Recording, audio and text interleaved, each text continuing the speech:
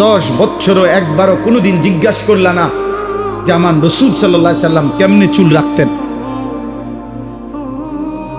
10 বছরও মুসলমান একবার জিজ্ঞাসা করলা না যে নবীজির সাহাবারা কিভাবে চুল রাখতেন? আহা, কত বেঈমানের মতো তোমরা চুল কাটো। দোস্ত আমার, এটা নিয়ম। কোন মানুষের দিলের হালাত তার বাহ্যিক আকৃতি, চেহারা দেখে বোঝা যায়। মানুষ চেহারার দিকে তাকাইয়াই বলে, ভাই আপনার কি মন খারাপ? যদি মন খারাপ হয় তো সেটা দিলে, কিন্তু চেহারায় প্রকাশ পায়। এজন্য বলে, ভাই আপনি তো খুব ফুর্তিতে আছেন মনে হয়। মনে খুব ফুর্তি নাকি?